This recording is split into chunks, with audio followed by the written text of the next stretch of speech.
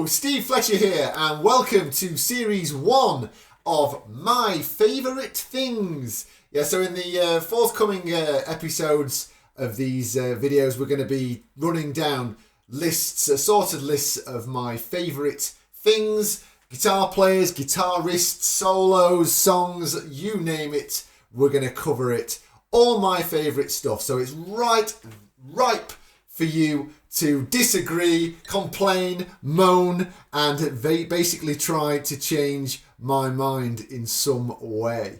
Before we get started, can I ask you all, you know what's coming, can I ask you all to like this video, subscribe to my channel, and help feed the starving musician, of whom it costs you nothing to watch these videos, but would love to be able to make a living out of it. Thanks ever so much, guys. So what are we going to talk about today? Well, we're going to talk about my top 5 live David Gilmour moments, my favourite moments that he has done live. So we're going to start off with Breakthrough. Now, this was originally released on Richard Wright's final solo album. And I like to think that, had Rick Wright brought the original version to the song to a Pink Floyd recording session, this version, the version that was ultimately released on the In Concert DVD, would have been more like we would have got had it been released on a Pink Floyd album. It's just that little bit more accessible. He adds the choir, drums, further instrumentation, and of course he drops an insanely good guitar solo. It is Gilmour at one of his lyrical best. He really builds it up, starts off low, builds it up high, which is a staple idea of what David Gilmour does when he's structuring his solos. It's a fantastic solo, and I urge you all to check it out. Okay, so we're going to talk about the first of my selections from the 94 tour. As far as I'm concerned, the 94 tour, David Gilmour reached his pinnacle for general guitar awesomeness. His playing is absolutely on fire throughout most of the tour. His guitar tone is absolutely beautiful as well. It really does step it up to another level. And this was brought home on the Pulse CD and, of course, the Pulse video, DVD, later years box set and all that kind of stuff. And the song that I've chosen is Sorrow, the DVD version of Sorrow. It's my go-to version of Sorrow. The solo that he does on it is truly wonderful.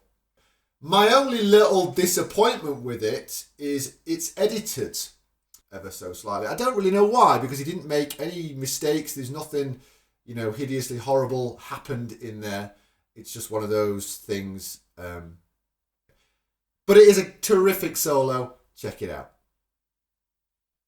All right, so we're going back into carrying on with the post-Waters era. Of course, they released the Momentary Lapse of Reason album in 1986. Went on the road. From that concert, we got the live version of On the Turning Away, which is featuring on my list now. It's a great solo. The versions that you got on the CD versus the version that we got on the video and the DVDs, they're slightly different. The video version that came out was just that little bit longer. Again, time constraints on CD and vinyl meant that they had to just chop it up a little bit. But on the video, it's that little bit longer. It's again since been redone on the later years box set. I'm not sure that I like the later years version. There's a few, although it's extended. Again, oddly, there are some moments on the later years that are missing from the Delicate Sound of Thunder version. So it's a bit of an odd thing. Maybe it's just that I'm not used to it. Who knows? But On the Turning Away from Delicate Sound of Thunder is definitely featured on my list. Next, again, this one's coming a little bit out of left field. This is a selection, a cut from his solo album, On an Island. Now, he released this in 2006 and did a very small tour, America, Europe, in support of it. Only did 30-something dates. And on it, we got the live version of The Blue. And it's just a little bit longer. On the live version, we just get this lovely feeling. He's really, just by the end of the tour, he's really settled into the solo, really develops it well. It's a little bit longer than what we get on the studio version. But it's just, again, Gilmour at his lyrical, beautiful best. Plays the guitar like a harp. It's beautiful. Check it out. Could only be the last thing that on the list is, of course, Numb. Comfortably Numb. How many versions are there? How many live versions are there? There are thousands. No, there's not thousands, but there's quite a lot. And I've got a feeling as we go into the future, there might be a few more to come as well. But my go-to version, my favourite all-time version, is the version that was featured on Pulse. Both the CD and the video, DVD, later years box set, blah, blah, blah. They all got the same version. Could it possibly be Gilmour's favourite version from that tour? Who's to say? But it is a phenomenal version. Again, it was edited. It was cut for the official release. Bit of a travesty. Again, there's no real mistakes made in there. I think just time constraints again. The thing that really annoyed me, of course, though, was when the later years box set came out, Pulse was advertised as being re-edited and restored, and I hoped against hope that they would restore the solos to their full length, but they didn't. Chance missed there, boys and girls. But anyway, it's still a phenomenal version of the solo. What can you say about it?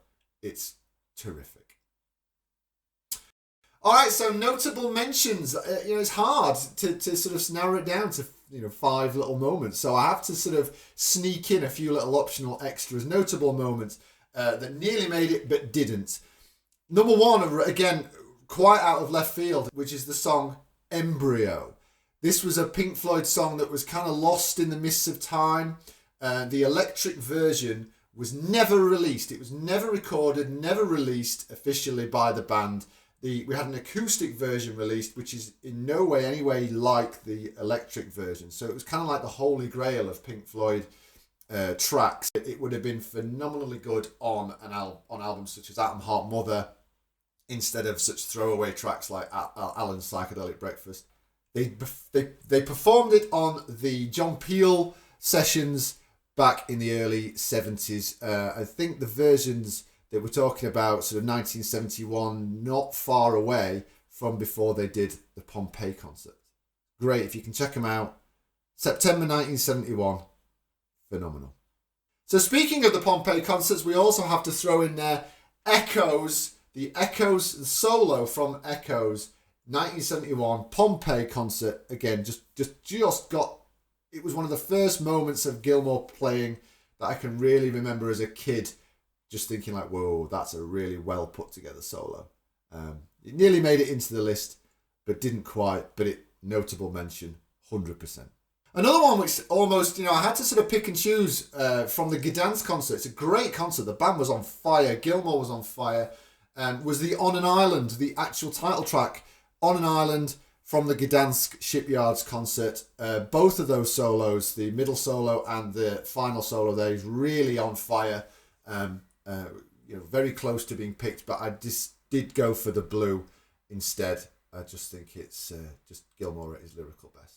And finally, carrying on with the solo stuff, the most recent record, Rattle That Lock, had a very comfortable Numb-esque track, In Any Tongue. And when they performed this throughout that tour, that was kind of a big moment, a big sort of, here is a Gilmour solo moment in the set. It's a great solo. It didn't make it to the final cut because it kind of, on the Pompeii gig, I personally don't think the band is firing on all cylinders. It was a new lineup for the band. Mid-tour, he changed the lineup of the band.